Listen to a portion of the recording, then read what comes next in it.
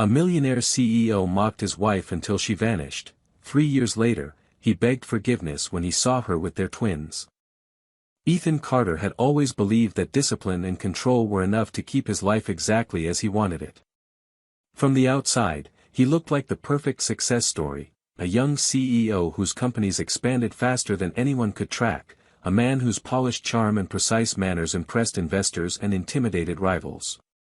But behind the glass walls of his office and the spotless luxury of his penthouse, Ethan allowed himself a different face, one that was harder, colder, more impatient than the image he presented to the world. He told himself that this was honesty, that Eliza deserved to see the real man she had married. The truth was that he resented how easily she could look at him with disappointment when he came home too late or forgot another dinner. He hated how her soft voice could turn brittle when she asked him why he never seemed to have time for anything but work. He convinced himself she was simply too sensitive, too idealistic to understand what ambition demanded. And so when she tried to talk about how lonely she felt or how worried she was about the future, he deflected her concerns with sarcasm and quiet contempt. He called her weak. He told her she had no idea how hard he worked to keep their life intact. In those moments, he believed it. The night she left wasn't marked by a fight or a slammed door. It was almost unremarkable. He had come home late, his tie loosened, his mind still full of figures and contracts. He noticed the living room was too quiet, but he didn't think much of it. Her suitcase was gone, but it took him longer than he would ever admit to realize she had taken it with her.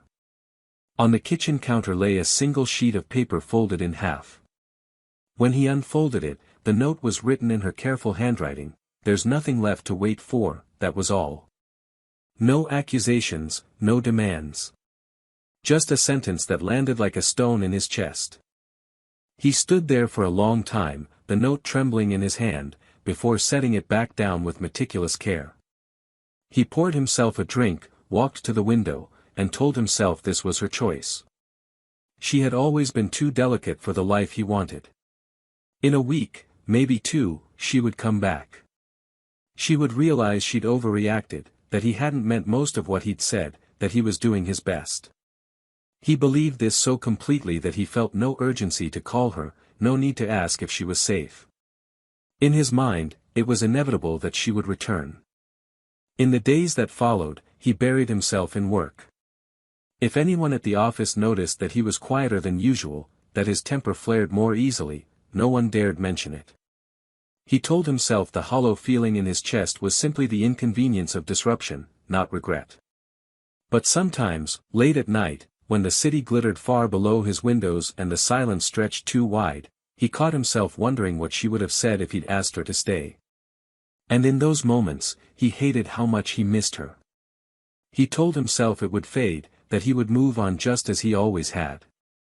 He had no idea that the absence he had created would turn into the one thing he could never outrun.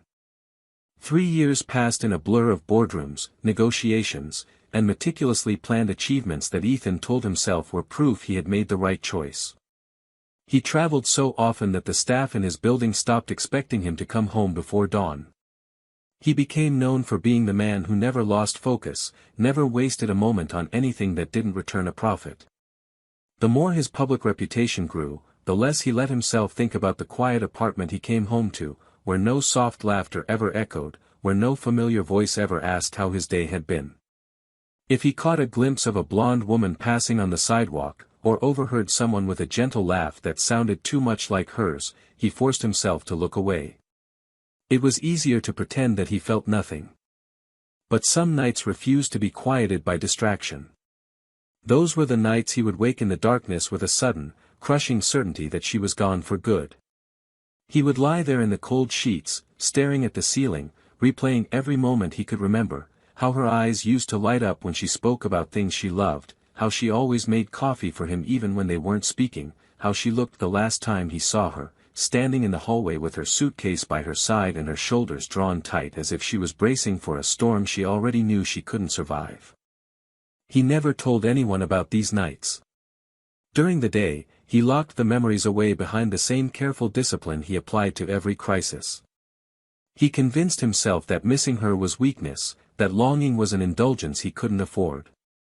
He told himself that whatever she was doing, wherever she had gone, she must be better off without him. That thought was meant to reassure him. It never did. The news came to him in the most ordinary way, and that was what made it so unbearable. He was leaving a lunch meeting when he happened to glance through the plate glass window of a cafe across the street. For a moment he thought his mind was playing tricks on him. There, by the window, sat Eliza. She looked older, more tired, perhaps, but still achingly familiar. Her hair was longer now, tied back in a loose braid, and her profile was turned towards someone small sitting beside her. It took him several seconds to understand what he was seeing. Two little girls, so identical it made his chest tighten, sat pressed against her sides. They couldn't have been more than 3. They had the same soft brown hair, the same delicate features that pulled at something in him he didn't know he still had. One of them looked up just then, and in the bright reflection of her wide, solemn eyes, he saw a color he recognized instantly. His own brown eyes looked back at him through her tiny, questioning gaze. He stood there on the sidewalk as people brushed past, feeling his heartbeat pound in his throat. He realized with an awful clarity that in all the years he had spent building a life without her, she had been building one without him too, one that mattered infinitely more than anything he had done. And all at once, the distance he had insisted on no longer felt like control. It felt like cowardice. He didn't remember crossing the street or pushing open the cafe door. He only knew he was inside, that Eliza had turned and seen him, and that the look in her eyes was something between shock and resignation. The girls fell silent, watching him with the innocent curiosity of children who had no idea how their presence was about to change everything. In that instant, every defense he had built cracked under the weight of what he'd lost. He opened his mouth to speak, but no sound came. There was nothing he could say that wouldn't be too late. But as he looked at those two little girls, identical in every detail, he knew that late or not, this was the moment his life would finally start to be honest. Ethan stood there in the doorway, feeling as if the whole cafe had gone silent, though he knew that wasn't true. The espresso machine hissed behind the counter. Someone at the corner table was laughing too loudly into their phone. A barista called out an order. But in the space between him and Eliza, there was nothing except the tight pull of his own breath and the stunned, waiting gaze of the two little girls whose faces were so impossibly familiar. His mind scrambled for words, something polite or neutral he could pretend was enough, but nothing came. He could feel the weight of every moment he had missed pressing down on his ribs, making it almost impossible to stand upright. Eliza watched him with an expression that made him ache. She didn't look angry, though maybe that would have been easier. She just looked tired, tired in a way that went deeper than lack of sleep. Tired in a way that suggested she had already survived the worst thing she could imagine and had no energy left to be afraid of him. For the first time in years, he understood that there had never been any real victory in pushing her away. All he had done was leave her alone to carry something he should have shared. He took a few steps closer, close enough now to see the faint freckles on the girls' cheeks and the way their matching dresses were stained with crumbs from the pastry on the table between them. One of them held a stuffed rabbit by the ear, its fur worn down to a dull patch over the heart. The other watched him without blinking, her small hands curled protectively around her sister's arm. He wondered if they had any idea who he was, or if he was nothing but a stranger who had interrupted their afternoon. When he finally managed to speak, his voice didn't sound like his own. It was rough and small and almost pleading. "Eliza," he said, and even her name felt like something he no longer deserved to say. She didn't respond right away. Instead she reached for a napkin and wiped a smudge of jam from the corner of the closest girl's mouth. Only when she was sure the child was calm did she look up at him again. "I wondered if you'd ever see them," she said softly. "I used to think about what I would say if this moment happened." He swallowed, unable to look away from her eyes. "And what did you decide you'd tell me?" Her hand trembled just slightly where it rested on the table. "That you don't get to pretend you didn't choose this. That you don't get to walk back into our lives as if you didn't leave." He nodded, feeling the heat rush to his face. "I know. I'm not here to pretend." One of the girls shifted in her chair, and her hair fell away from her face, revealing a delicate jawline he knew too well. It hurt in a way he hadn't known he was still capable of feeling. He sank into the chair opposite them and realized that he couldn't do any of the things he was used to doing. He couldn't negotiate, couldn't control, couldn't outmaneuver this. All he could do was sit there and let the truth lay him bare. Do they know who I am?" he asked finally, though he was almost afraid to hear the answer. "No," Eliza said, her voice low. "They know about you. That you're their father. But they don't know why you're not here." He nodded again, staring down at the table because he couldn't bear the sight of the quiet judgment in their wide brown eyes. "Can I?" he swallowed, feeling his throat constrict. "Can I talk to them?" Eliza hesitated, then looked at her daughters. "Girls, this is Ethan," she said gently. He's your father." For a moment, neither child moved. Then the one with the stuffed rabbit tilted her head, studying him with a seriousness that was almost too much to bear. "Are you going to take us away?" she asked, her voice so small and clear it sliced through the air. His chest constricted. "No," he said, because that was the only promise he could make without lying. "I'm not here to take you away. I'm sorry.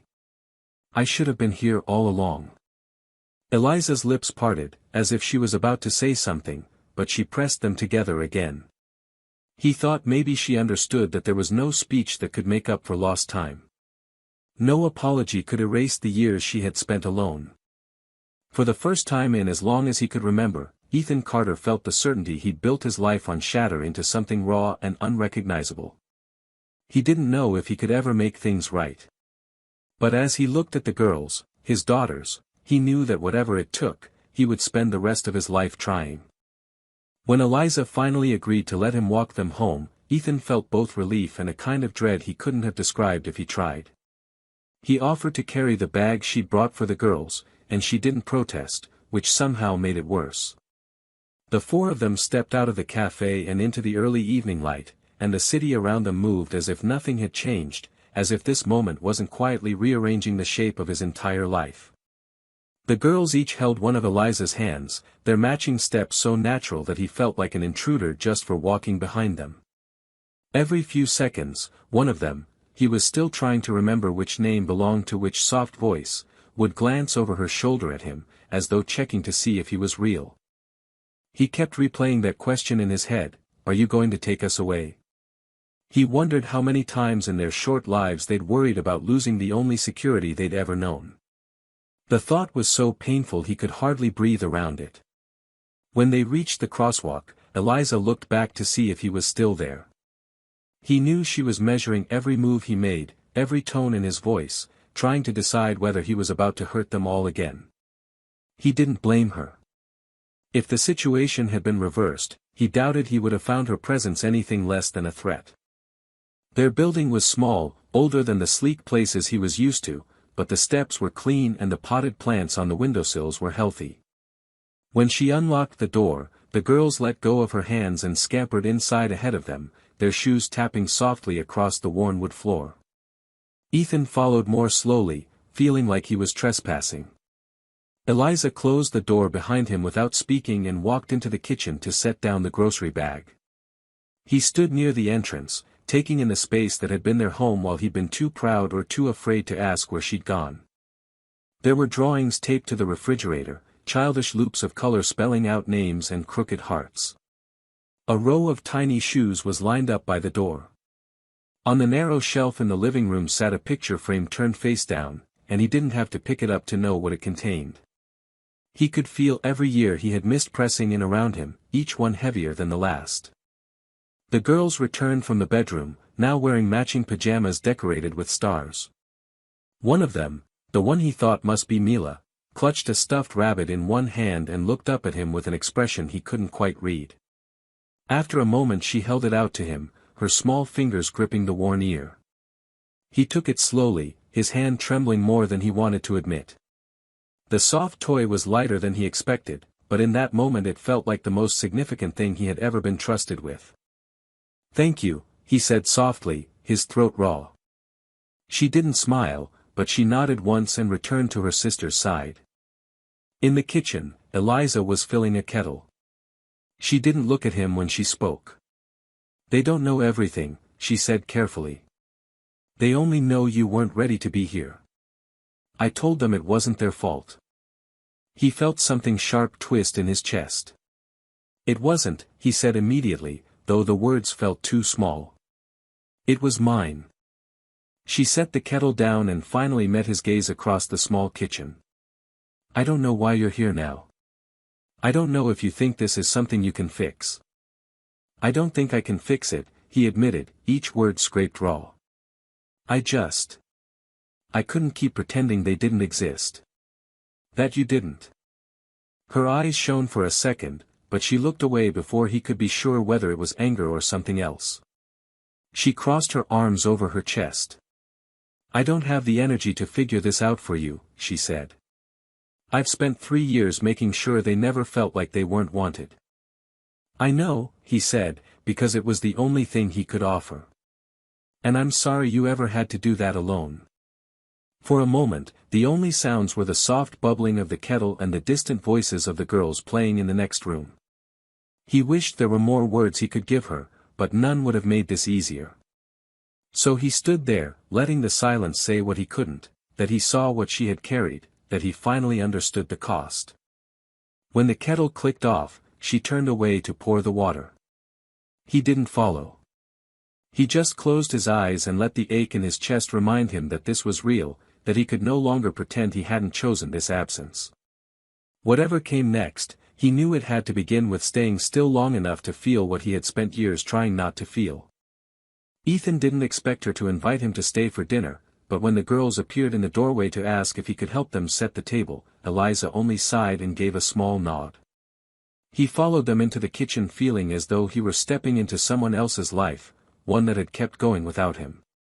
The table was small and scratched in places, but it was obviously loved. The girls each knew exactly where their plates belonged, and they explained the rules to him in hushed, serious voices. Mila liked the blue cup, Ella wanted the spoon with the flowers on the handle, and they both needed their napkins folded into triangles. He did everything they asked, grateful for something tangible to focus on, something that felt like participation instead of regret. Eliza moved around the kitchen with a quiet efficiency that made it clear she had been doing this alone for a long time. She heated soup and buttered slices of bread while the girls chattered about a show they liked and took turns asking him questions he wasn't prepared to answer. Did he have a cat? Why did he wear shiny shoes? Why hadn't they seen him before? Each question was delivered with the blunt honesty only children possess, and each one landed in his chest like a small, necessary wound. He answered what he could, admitting he didn't have a cat, that his shoes were for work, that he should have come much sooner. When he said that last part, both girls went quiet. Mila studied him with wide eyes, as if trying to decide if she believed him, while Ella leaned into her sister's side, her little hand clutching the edge of the table. They ate in a quiet that wasn't quite comfortable but wasn't angry either. More than once, he looked up to find Eliza watching him with an expression he couldn't decipher. It wasn't forgiveness, but it wasn't contempt, and somehow that was harder to endure. After dinner, the girls disappeared into their bedroom to pick out a bedtime story, leaving him alone with her in the kitchen. She began rinsing dishes without a word. He took a breath and reached for a towel to dry them, unsure if she would tell him to stop. But she only nodded once, almost imperceptibly, and kept working. They moved side by side in the small space, their shoulders brushing now and then, and he was startled by how normal it felt. As if this might have been their life if he hadn't walked away. When the last dish was stacked neatly on the drying rack, Eliza leaned her hands on the counter, her head bowed. Her voice was so soft he almost didn't hear it. They think you're a stranger who wants to be their friend. He swallowed, his throat tight. I don't blame you for telling them that. She shook her head without lifting it. I didn't know what else to say. You can't just appear after 3 years and expect them to understand. I know, he said. I don't expect them to. I don't expect you to. She finally looked up, and her eyes were tired in a way that made him want to sink to his knees and apologize until there was nothing left to forgive. But she didn't look away. Why now, Ethan? He had asked himself that question 1,000 times in the past week, and the answer still felt inadequate. Because I saw them. Because I couldn't keep pretending I hadn't made the worst mistake of my life. Her face didn't soften, but something in her shoulders seemed to ease. I'm not going to make this easier for you, she said. You don't get to step back in and feel better just because you finally showed up. I know, he said again, because anything else would have been an insult. From the hallway came the sound of small voices calling for their mother. Eliza straightened and took a deep breath. I'm not saying you can't be part of their lives, she said quietly. But if you are, you have to be all in. You don't get to disappear again. He nodded, feeling something inside him settle in a way it hadn't in years. I'm not leaving, he said, and he meant it with every cell of his body. She didn't answer, but she didn't argue. When she turned and walked down the hall to the girls' room, he followed, his heart pounding at the thought that this was the first small step towards something he might never fully deserve but would spend the rest of his life trying to earn.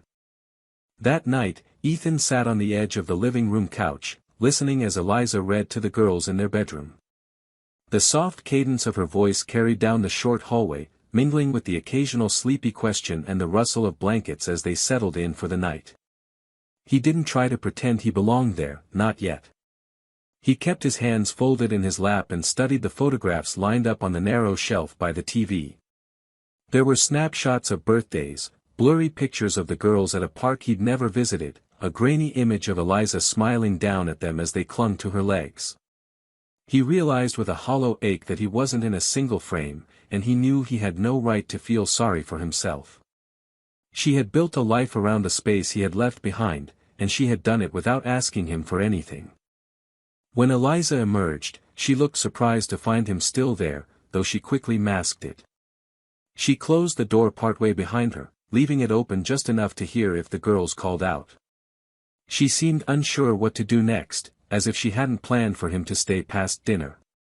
For a moment they only looked at each other, and Ethan could feel how raw the distance between them still was. He gestured to the other end of the couch, and after a few seconds she sat, pulling her knees up and wrapping her arms around them. Neither of them spoke. The quiet was thick with everything they hadn't said, everything that had been waiting years to surface. Finally, he forced himself to break it. I know you don't owe me anything, he began, his voice low. Not an explanation, not a chance.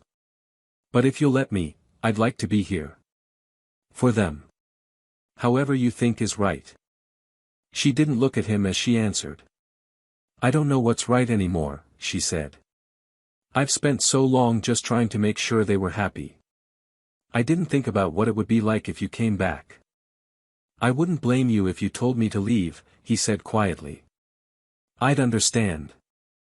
Eliza closed her eyes, pressing her forehead to her knees. When she lifted her head again, her voice was steadier. I don't want to pretend this is easy. It's not. But I see the way they look at you, even now. Like they're waiting to find out if you're real. He felt something catch in his chest. I am, he said simply. I'm real. And I'm not going anywhere. She drew in a long breath, as if trying to gauge whether she believed him. They need consistency. You can't be here 1 week and gone the next. I know. His voice broke, and he didn't try to hide it. I won't be.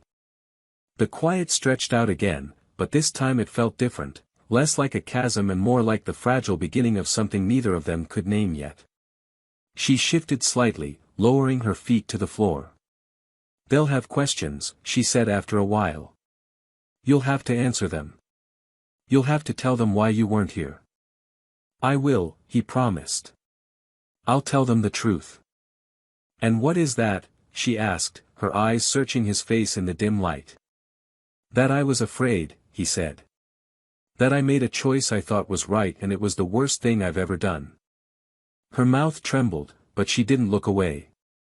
For the first time, he thought maybe she saw past her anger long enough to glimpse the regret that had eaten him alive since the moment he saw those girls in the cafe. A small voice called from the bedroom, and Eliza stood, wiping her eyes with the back of her hand. She paused before she went to them. "If you're going to be here," she said quietly, "then you'll have to earn it every day." He nodded because it was all he could do. "I will."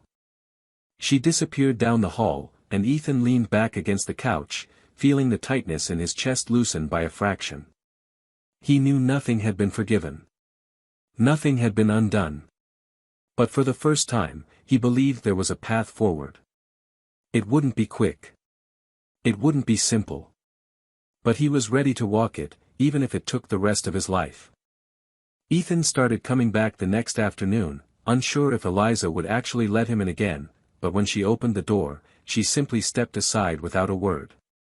The girls were sitting on the living room rug surrounded by a tangle of crayons and coloring books. When they looked up and saw him, their expressions were cautious but curious, and something in his chest tightened at how tentative their welcome was. He lowered himself to the floor beside them, careful not to crowd their space, and waited. It took several minutes before Mila slid one of the coloring books closer to him without meeting his eyes. It felt like the greatest invitation he had ever received. He picked up a crayon and began to fill in the edge of a cartoon flower. His hand was steady, but inside he felt as if he might break apart from the quiet enormity of it. Eliza stayed in the kitchen, tidying up and pretending not to watch, but he knew she was listening to every word, every hesitant question. Mila asked him what his favorite color was, her voice so soft he almost didn't hear it. He told her it was blue, the same as her dress. Ella wanted to know if he liked pancakes, and when he said yes, she nodded solemnly as if that confirmed something important about him. They didn't ask yet why he had been gone. He knew the questions were coming, but he was grateful for the grace of their innocence in those first small moments together. When it was time for dinner, he offered to help, and to his surprise, Eliza didn't argue. She passed him vegetables to chop, and they worked in an uneasy quiet punctuated by the girls' chatter from the table. He had never realized how many little routines were woven into their evenings: who got which plate, who always asked for extra milk, who needed to have their food cut into tiny pieces even though she insisted she was big enough to do it herself. Watching Eliza move through it all with tired patience made something twist in his chest. He had been so certain he knew what mattered, and yet he had missed this entire life growing up without him. After the girls were in bed, he stayed to wash the dishes again. Eliza dried them without comment, but this time she didn't look like she was waiting for him to leave. When they finished, they ended up in the living room again, both of them too exhausted to pretend they didn't have more to say. She sat in the armchair with her legs tucked under her, and he stayed on the couch, his elbows braced on his knees, staring down at the floor. "Do you ever think about what it would have been like if you'd stayed?" she asked finally. He lifted his head, meeting her eyes across the small space between them. "Every day." Her throat worked as she swallowed. "I used to imagine you coming home," she said. "I would think about all the things I would say to you if you knocked on the door. Some nights I'd rehearse it in my head, all the ways I'd tell you how much it hurt." He didn't move, afraid any reaction would break the fragile honesty between them. "And then one day," she continued, her voice thinner now, "I realized I didn't want to be angry anymore. I just wanted to be done." "I don't blame you," he said, his own voice unsteady. "You were right to leave." She looked away, blinking quickly. "That doesn't mean it was easy." He didn't know what to say to that, so he didn't try to fill the silence. They sat like that for a long time, both of them caught between the past and whatever this was becoming. When she finally stood, he did too, thinking she was about to ask him to go.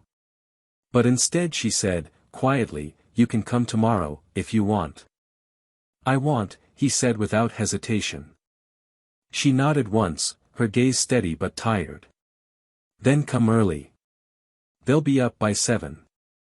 Something in his chest eased, just a little. It wasn't forgiveness.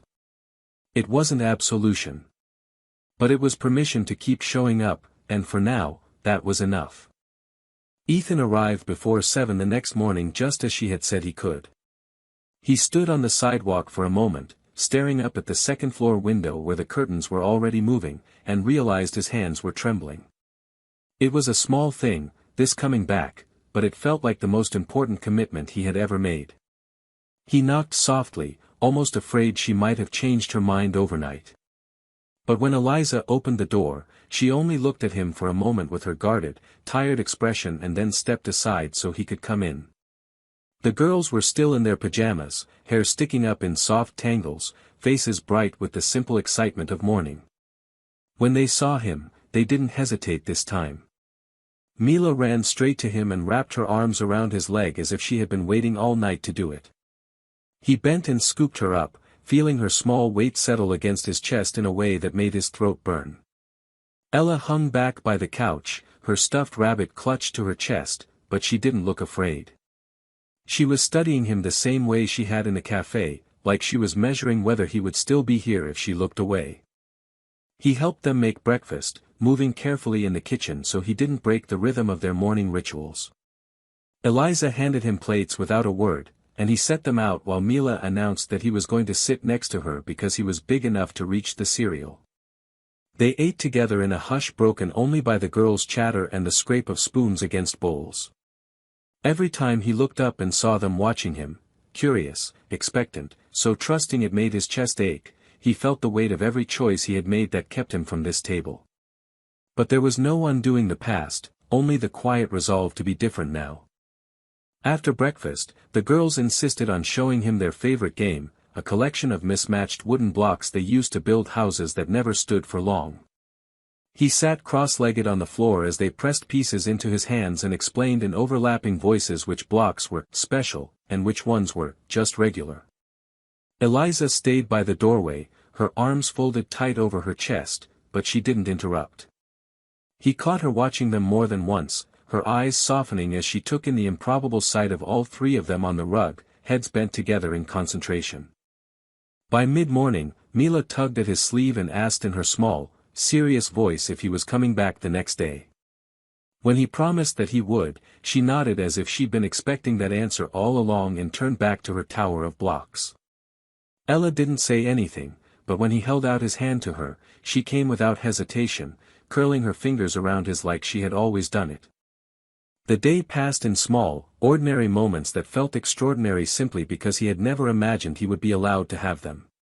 He helped them tie their shoes, he read the same story 3 times because they begged him not to stop, he held Mila on his hip while she pressed her cheek to his shoulder and sighed like she had finally found her place. In the early evening, while Eliza washed dishes and he sat on the couch with both girls leaning against him, he looked around the small apartment and realized it had become something sacred to him, a place where he was no longer a stranger. When the girls finally drifted to sleep, Eliza came to stand beside him. She looked tired in a way that went beyond the day, but her voice was steady. "I don't know what this is going to look like," she said quietly. "I don't know how long it will take me to trust you again." "I don't either," he admitted, feeling no need to pretend. "But I'm not going to stop coming back." She nodded, her gaze lingering on the girls' sleeping faces. "They've been waiting for you," she whispered. "Even if they didn't know it." His chest tightened, and he looked at her, searching for any sign that she might ask him to leave. But she didn't. She just stood there with him, sharing the quiet. When he finally rose to go, he bent over the girls and kissed each of them, their hair warm and soft against his lips. As he straightened, he met Eliza's eyes again, and this time, there was something there he hadn't seen in years, something like the beginning of forgiveness. "I'll see you in the morning," he said, and she didn't argue. He stepped out into the hallway, closing the door softly behind him. For the first time in so long, he felt certain of one thing. He couldn't change the man he had been, but he could decide who he would be now. And he knew, as he walked down the stairs into the cool evening air, that he would spend the rest of his life showing up for them, proving that this time, he would never walk away again. I think the ending of this story is powerful exactly because it doesn't pretend forgiveness is simple or quick. It respects the reality that trust, once broken, can't be fixed with apologies alone. Instead, Ethan earns something more meaningful than instant redemption. He earns the chance to prove, day by day, that he has changed. What struck me most is that the story doesn't glamorize his regret or paint him as a hero just because he finally showed up. It's honest about how much harm he did by leaving and how heavy the consequences were for Eliza and the girls. But it's also hopeful, because it shows that sometimes love survives in quiet, patient ways, waiting to be rebuilt. To me, this is what makes the ending satisfying. It doesn't tie everything up in a perfect bow. It leaves space for doubt and struggle, but also for possibility. In the end, Ethan doesn't get a clean slate, he gets a chance to be better. And that feels more authentic, and ultimately more moving, than any dramatic declaration of love could have been. Henry McLean had built his fortune by avoiding messy entanglements, until one quiet evening, over a glass of cognac, the sound of two little girls crying shattered everything he thought he knew about his life. Henry McLean had everything a man could want, at least on paper. Power, influence, and a name that carried weight in any boardroom. He sat alone on the private terrace of one of his luxury restaurants that night, a half-finished glass of top-shelf cognac in his hand, the skyline of the city glittering in the distance. The world knew him as a man of vision, precision, and control, but inside, his silence was heavier than it looked. He wasn't waiting for company, nor was he seeking comfort. Nights like these had become routine, late meetings, signature drinks, and isolation wrapped in expensive suits. The terrace was quiet except for the faint clinking of silverware and distant conversation from the guests inside. He had chosen this spot specifically to be undisturbed. But then, through the ambient hum, he heard something that didn't belong. A faint, trembling sound, soft but unmistakable, reached his ears. It wasn't a broken glass or laughter. It was crying. And it wasn't an adult's cry, it was small, fragile. A child. He stood, his brow furrowing slightly. He walked toward the edge of the terrace, following the sound past the ivy-lined railing and around the side of the building. There, near a stone planter and just out of sight from the main seating area, were two little girls. They were seated on the ground, huddled together. Identical, about 5 years old, with dark, slightly curled hair and wide blue eyes that shimmered with tears. They wore matching white dresses that were no longer clean, and one of them clutched a worn-out plush bunny to her chest like it was the only thing keeping her steady. They didn't seem to notice him at first. Their world had narrowed to fear and confusion. He crouched slowly, not wanting to startle them, and cleared his throat gently. One of the girls looked up with eyes so large and sorrowful it made his heart skip a beat. "Where are your parents?" he asked softly.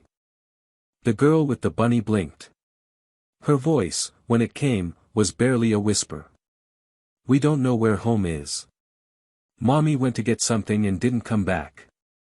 Henry didn't know what response he had expected, but it wasn't that. He glanced around, no adult in sight. No luggage. No explanation. Just two frightened children who looked like they had been wandering for hours. He asked them their names, and they responded quietly, Ella and Sophie. Beyond that, they couldn't say much else.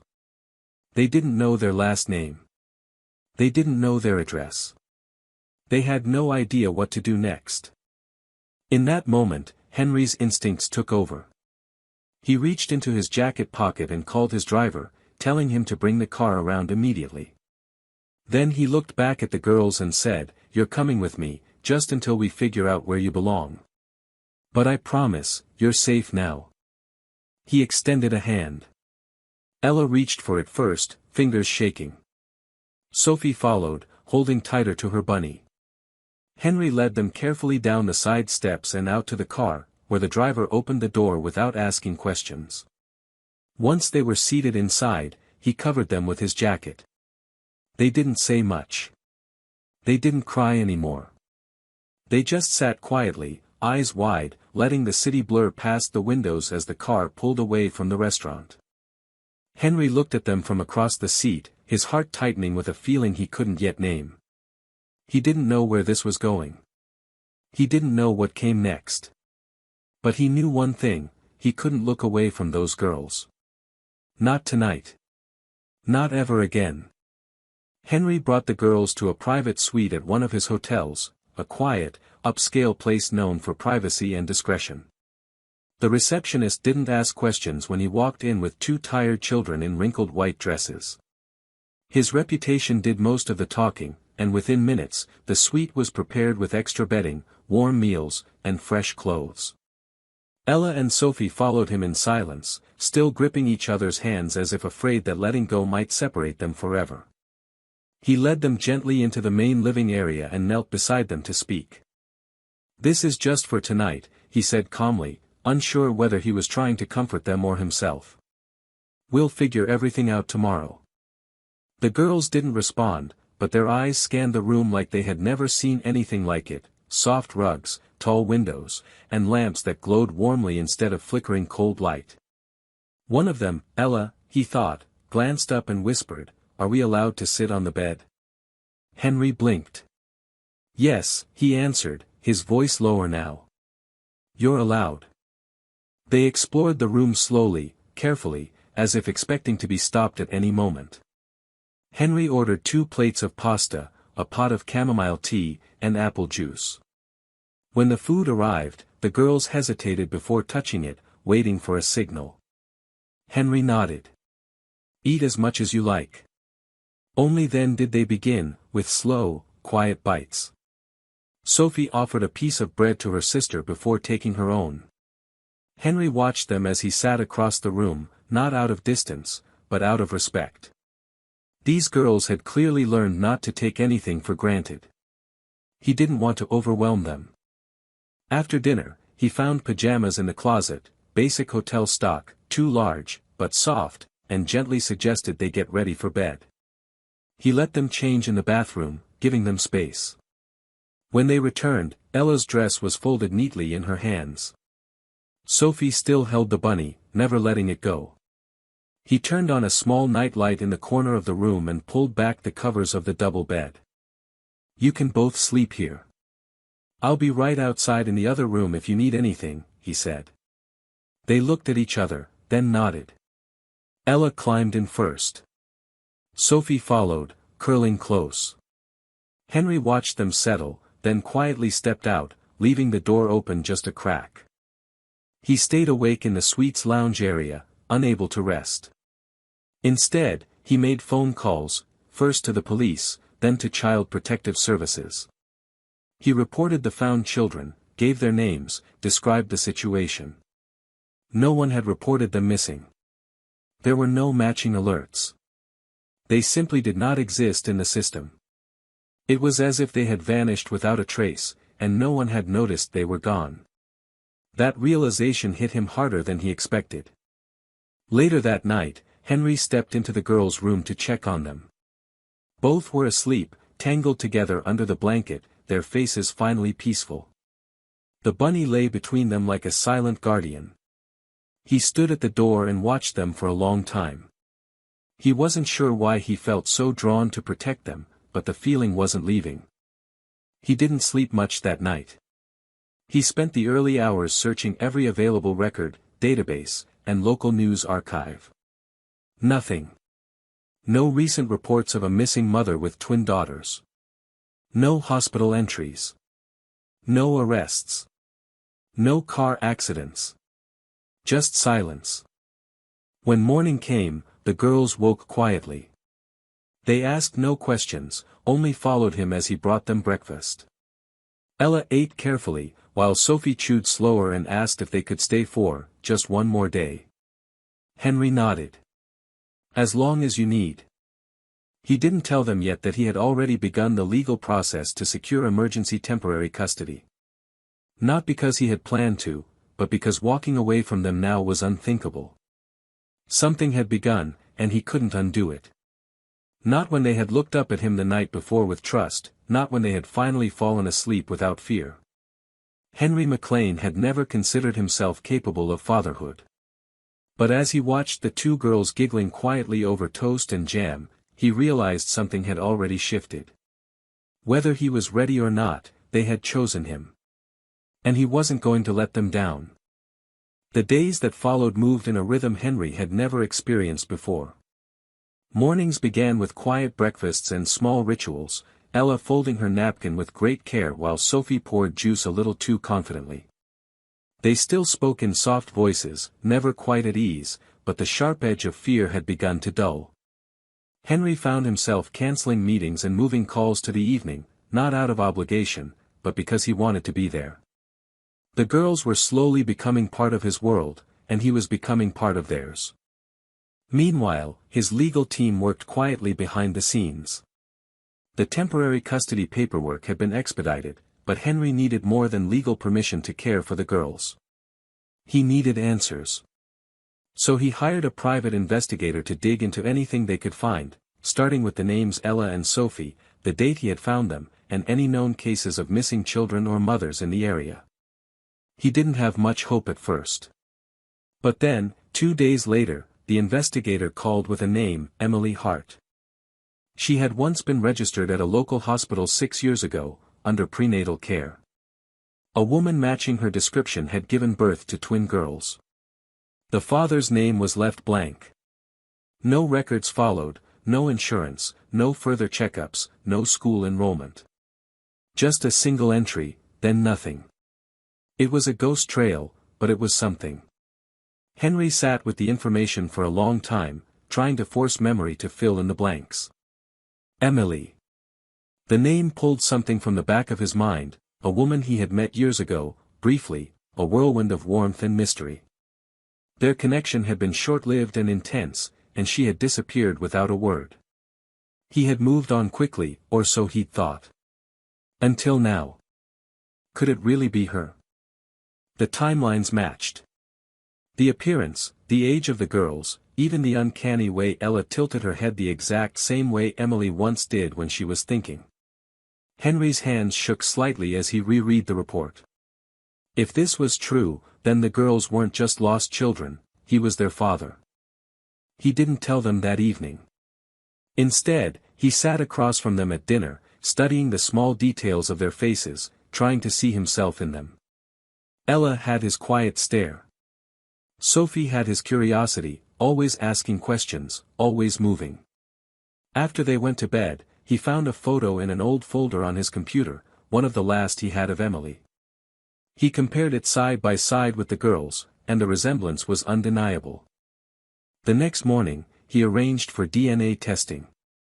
He took the girls to a private clinic under the guise of a regular checkup and had the samples collected without them noticing anything unusual.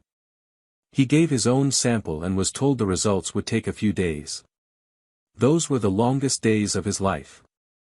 In that time, Henry began preparing himself for what he already knew in his heart. He started reading parenting books late at night, talking to child therapists, and making changes to his home. He moved them from the hotel suite into his penthouse, converting one of the guest rooms into a shared bedroom full of soft rugs, warm lighting, and shelves lined with picture books and stuffed animals. Ella chose soft blue bed sheets, while Sophie insisted on ones with stars. They had never been asked to choose anything before, and it showed in the quiet wonder on their faces. On the morning the results arrived, Henry opened the envelope alone in his study. The paper was brief, clinical, and final. Probability of paternity, 99.99%. There it was. The truth that had been growing in his chest for days now had numbers to support it. Ella and Sophie were his daughters. He sat with the knowledge for a long time, letting the weight of it sink into him. Then he folded the paper carefully and went to find them. They were sitting on the floor of their new room, building a house out of wooden blocks.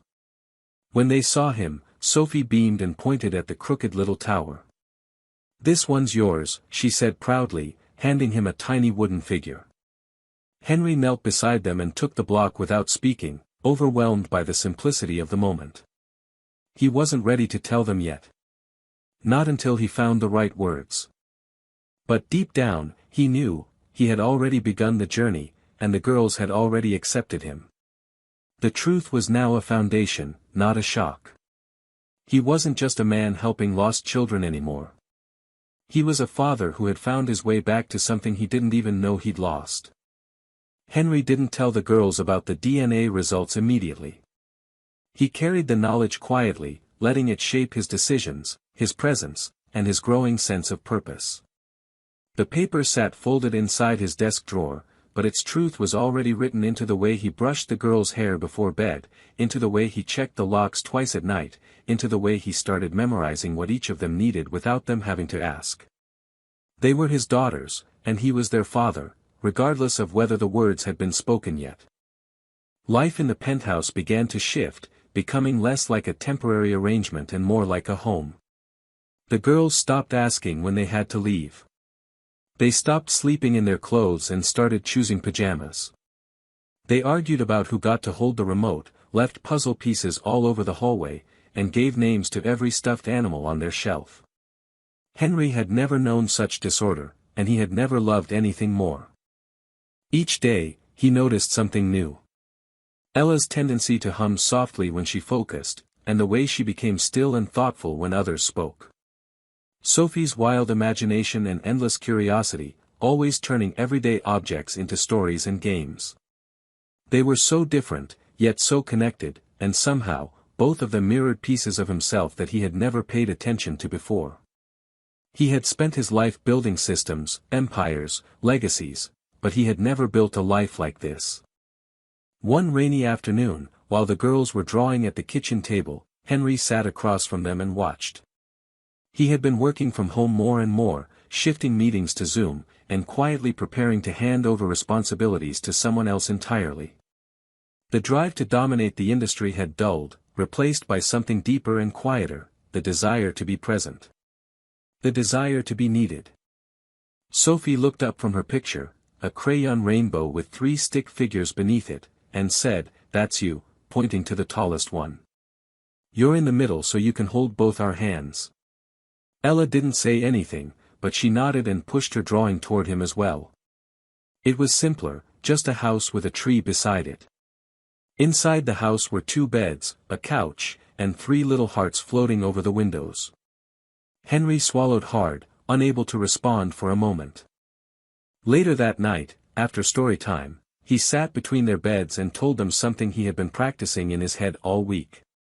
"You know how we've been together for a while now?" They nodded, eyes wide in the dim glow of the nightlight. "I did something to make sure I could take care of you the best I can. I talked to doctors and people who help families. And, it turns out, I'm not just someone who found you. I'm your dad. I always was." Ella was quiet, her brow furrowed as she took in the words. Sophie blinked, then whispered, "But Mommy never told us." Henry nodded. "I didn't know either, not until recently. But now we do. And it doesn't change anything about how I feel. I've been your dad this whole time, even before I knew." The silence in the room was full, but not heavy. It was the kind of silence that came from truth settling into place.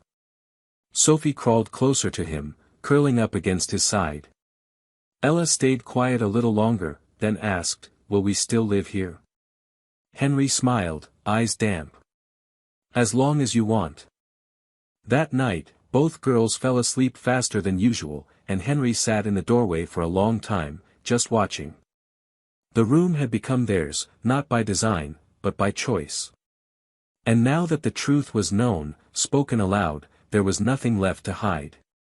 He had entered their lives by accident, but stayed by intention. And in doing so, he had stepped into the most important role he had ever held, not as a CEO, not as a leader, but as a father who chose to stay.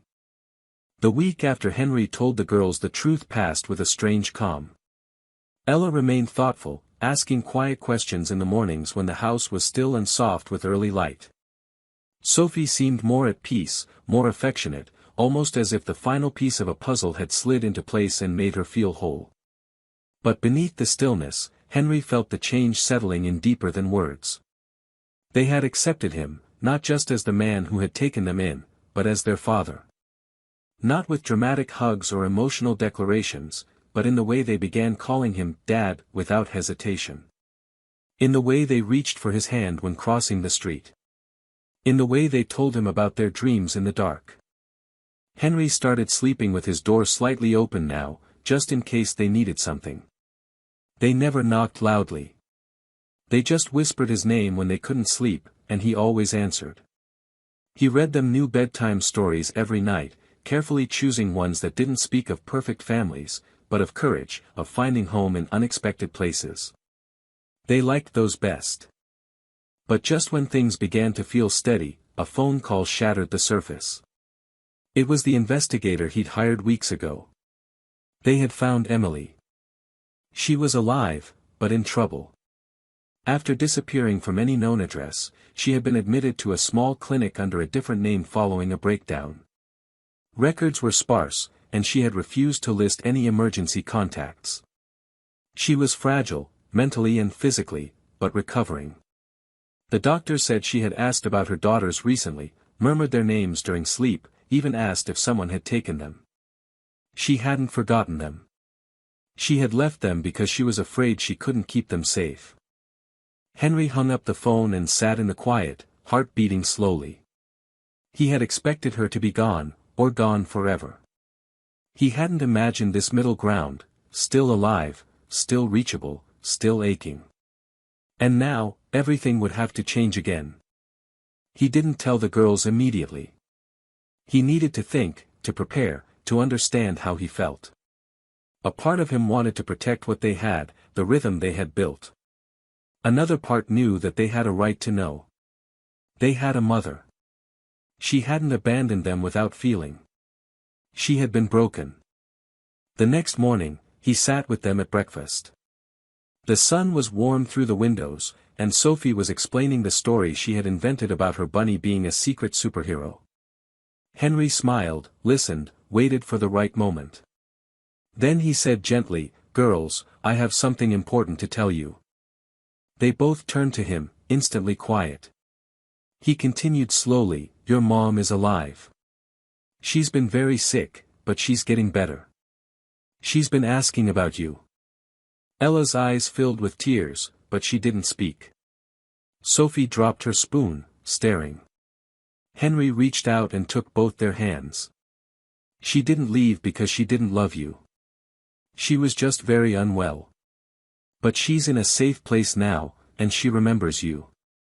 She's been saying your names." They sat there for a long time, processing. Eventually, Ella whispered, "Can we see her?" Henry nodded. "When she's ready. And when you're ready too." Later that day, after school and snacks and stories, Henry stepped out onto the balcony and called the clinic. He made arrangements to visit. Not to force anything. Just to open a door. He didn't know what Emily would remember. He didn't know if she'd be ready for anything more than a hello. But he knew that the girls needed the chance to see where they came from, and he needed to face the woman who had once disappeared and left behind not just questions, but 2 lives. That evening, while the girls slept curled into each other like they always did when they were unsure, Henry stood in the hallway outside their room. He realized something with startling clarity. He wasn't afraid of what would happen next, not because it would be easy, but because he finally understood that love wasn't about control or perfection. It was about showing up, even when everything felt uncertain. And whatever came next, meeting Emily, building a bridge, opening a second chapter, he would face it the same way he had faced everything since the day he found those girls, one steady step at a time. Henry didn't sleep much the night before he was scheduled to visit the clinic. Thoughts spun in quiet circles, looping between memories he could barely grasp and questions he wasn't sure he was ready to ask. The girls had gone to bed early after a long day, and though they didn't say it aloud, he knew the news had shaken something loose inside them.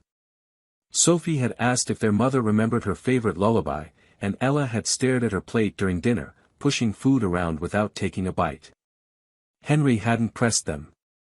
Instead, he sat with them in silence and kept the television on longer than usual, just to let the noise soften what was unspoken. The next morning, he dropped them off at school with quiet reassurance and told them he'd be back early to pick them up. They hugged him tighter than usual. Then he got in the car and headed to the clinic, a quiet, ivy-covered facility tucked behind a row of apartment buildings on the edge of the city. The woman at the front desk greeted him with polite recognition. They had been expecting him. The nurse led him down a narrow hallway lined with soft lighting and pastel walls. Henry's footsteps were the only sound. When they reached the room, the nurse paused and spoke gently. Emily had been calmer in recent weeks. She remembered the girls' names. She had asked if someone was caring for them. But she was still easily overwhelmed. The nurse encouraged him to speak gently, to give her time. Henry nodded, not trusting himself to speak. He stepped into the room slowly. It was quiet and small, with a single window and a bed pushed to the side. Emily sat up, thin and pale, her hair tied back loosely. Her eyes, once bright and sharp, were softer now, clouded with something fragile. But when she looked up and saw him, something flickered. Recognition. Pain. Relief. She said his name quietly, like someone testing whether a dream was real. "Henry," she breathed. "You came." He nodded and pulled a chair closer. "I found them, Emily. I found Ella and Sophie." Tears formed immediately, spilling over her cheeks before she could speak again. She covered her face with her hands, shaking silently. He didn't move, didn't interrupt. He let her cry. After a while, she looked at him again. Her voice was raspy and uneven. "Are they okay? Did I ruin them?" "No," Henry said softly. "They're okay. They're more than okay. They're kind and strong and beautiful. And they're safe." Emily cried harder. She told him fragments of the story. After the birth, the weight of motherhood had grown too heavy. She had no support, no family, no way to reach out without feeling judged or unfit. Her mind had begun to unravel. She hadn't meant to leave them, not truly. She just didn't know how to stay. She remembered nights of rocking them to sleep, feeding them applesauce with shaking hands, singing softly even when she wanted to disappear. And then one day, she just broke. She had left them on a bench near a park with instructions in their pocket, telling them where to wait. But something had gone wrong. They had wandered off. And she had collapsed hours later at a pharmacy, admitted under another name, locked in a world that didn't let her come back. Henry listened to all of it. He didn't forgive her right away, not out of cruelty, but because forgiveness wasn't the point. Understanding was. And he understood now. She had not been heartless. She had been drowning. And she had believed, in her broken way, that leaving was the safest thing she could do. He pulled out a photo from his pocket and placed it on the small table beside her. It was one he had taken 2 weeks earlier, Ella and Sophie building a pillow fort, grinning with crooked teeth and messy hair.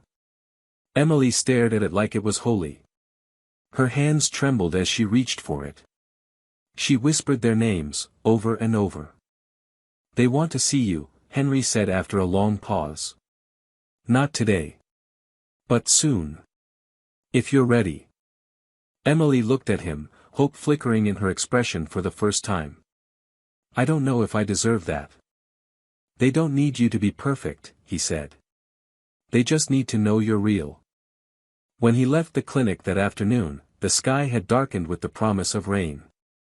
He sat in the car for a while, watching the clouds shift. Everything inside him felt heavy and light at the same time. He had walked into that room expecting answers and maybe even anger, but he walked out with something more complicated, grace. When he picked up the girls from school, they ran to him the way they always did now, but he hugged them longer. He told them gently that their mom was doing better, that she had smiled when she saw their photo, and that she missed them. Ella asked when they could see her. Sophie wanted to bring her the bunny. Henry said soon. He didn't know how soon, but the door was open now. And that was enough. For the first time, they weren't carrying a question anymore. They were moving toward something. Toward healing. Toward wholeness. Toward the truth that family isn't just about who stays, but also about who dares to come back. A week after Henry's visit to the clinic, Emily was cleared for a supervised visit with the girls. The decision had come after discussions with doctors, counselors, and Henry himself, and everyone agreed it would be best to start slowly. He chose to host the visit in the penthouse, where the girls felt most secure. It was their space now, familiar and safe, filled with quiet rituals and soft places to land. He wanted Emily to see what they had built, not to impress her, but to help her understand that the girls weren't just surviving anymore. They were growing, thriving, opening. On the morning of the visit, Henry told Ella and Sophie that their mother would be coming to see them. He said it gently, as he always did when something big was about to change. Ella took the news with a stillness that worried him at first, but then she nodded and asked if she could wear the dress with the small embroidered flowers, the one she usually saved for holidays. Sophie immediately ran to get her stuffed bunny and whispered, "She'll remember this, right?" Henry assured her that she would. That she already had. He spent the morning rearranging the living room, clearing clutter, setting out tea and cookies, placing chairs just close enough that no one would feel exposed. He wanted there to be space for closeness, but also for breathing. When the doorbell rang, he met Emily at the elevator. She looked nervous, her hands shaking slightly, but her eyes were clear. She wore a pale sweater, too big on her thin frame, and carried nothing with her except an expression that held more emotion than words could manage. When she stepped into the apartment, she froze. Not out of fear, but because of what she saw. Children's drawings on the refrigerator. A soft blanket tossed over the back of the couch. Tiny shoes lined up near the door. Her daughters had a life here, and for the first time, she could see it with her own eyes. The girls stood in the hallway, half hidden behind the doorway. Henry didn't call them out or rush the moment. He waited. It was Ella who stepped forward first, slowly, holding Sophie's hand. They walked together until they stood just a few feet from their mother. No one spoke at first. Then Sophie whispered, "Hi, Mommy." Emily dropped to her knees. Tears rolled down her cheeks, but she didn't sob. She opened her arms and waited. Not assuming. Not demanding. Just waiting. Ella stepped into the hug first, followed by Sophie. It was cautious, quiet, unsure, but it was real. Henry watched from a distance, his throat tight. He had prepared himself for many versions of this moment, but nothing could have predicted the soft stillness of it. The three of them, wrapped around each other, breathing like one. They sat together afterward, the girls showing her their toys, their drawings, their bedroom. Emily listened without trying to reclaim anything. She didn't make promises she couldn't keep. She didn't explain away the past. She simply asked questions. What did they like now? What made them laugh? Did they still love that silly moon song she used to sing? The girls answered in fits and starts, their walls slowly lowering with every minute that passed. Henry joined them only when they asked. He brought tea, sat beside them, and watched how the girls looked to him for reassurance, not because they were unsure of Emily, but because he had become their anchor. It was strange, this moment of all four of them in one room. The mother who had given birth to them. The father who hadn't known they existed. The two children who had somehow held both halves together. It didn't feel like resolution, not yet. But it did feel like a beginning. When it was time for Emily to leave, the girls walked her to the door. Ella hugged her again, longer this time. Sophie gave her the bunny, insisting she could keep it until next time. Emily held it like it was priceless. Henry stepped out into the hallway with her and walked her to the elevator. She looked at him with tearful eyes and said, "You saved them. I can't ever undo what I didn't do, but thank you for doing everything I couldn't." He didn't say anything right away. He just nodded.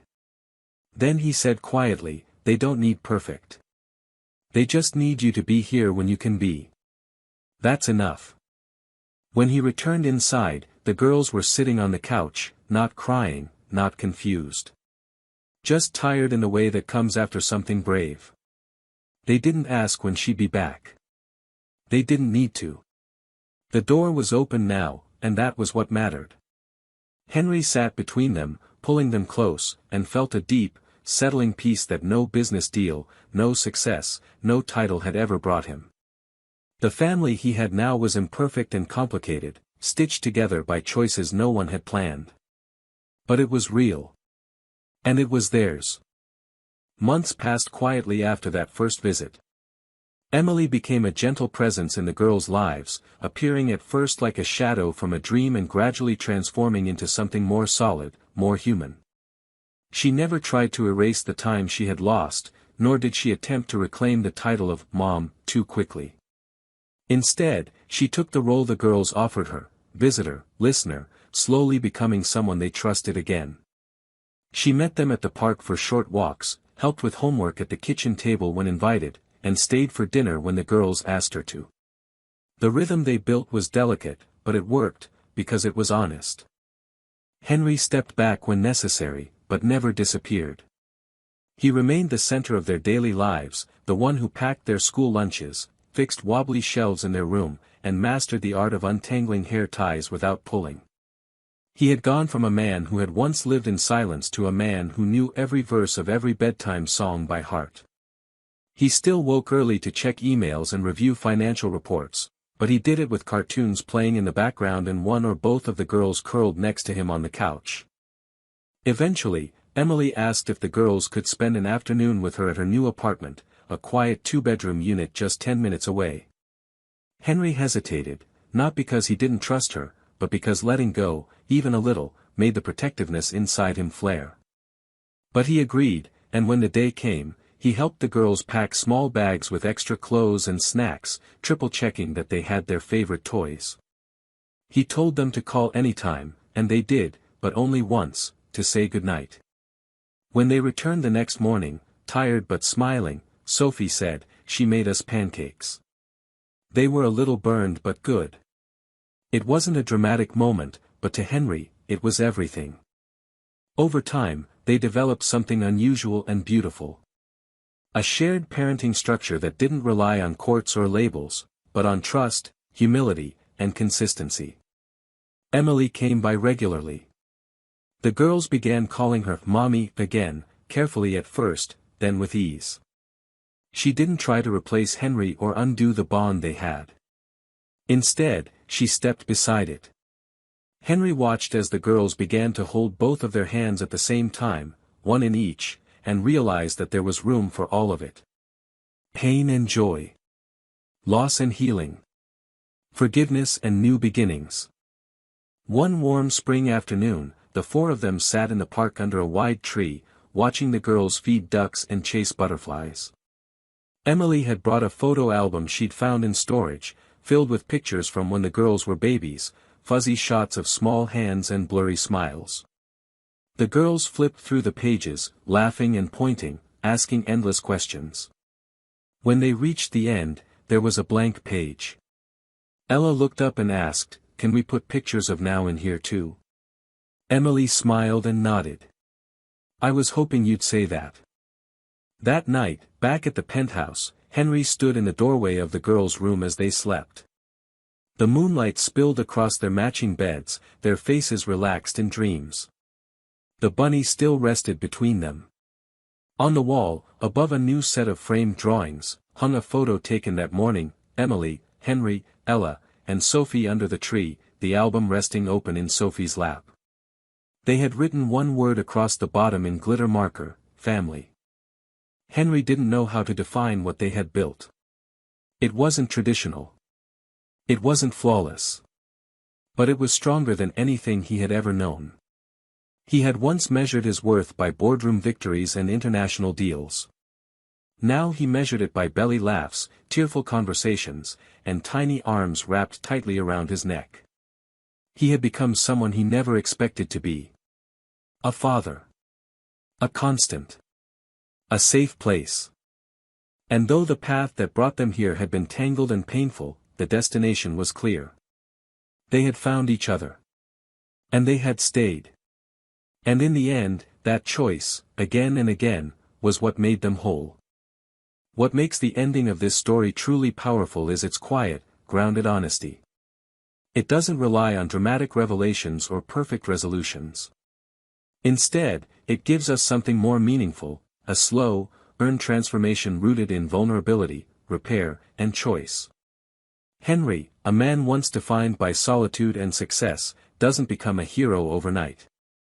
He becomes a father through a series of small, consistent decisions, staying when it would have been easier to walk away, listening when it would have been easier to fix, and opening his heart even when it hurt. The story doesn't erase the pain of the past, it honors it. Emily is not magically redeemed, but humanized. The girls are not instantly healed, but held, seen, and allowed to grow. And the family they build isn't conventional, it's real. It's messy and tender and made from pieces no one expected to fit together. And yet they do. To me, this ending matters because it reflects life as it often is, unpredictable, imperfect, and yet full of moments where love can take root in the most unexpected places. The beauty is not in the fairy tale, it's in the choice to stay, rebuild, and believe that broken things can still become something whole. That is what makes this story unforgettable.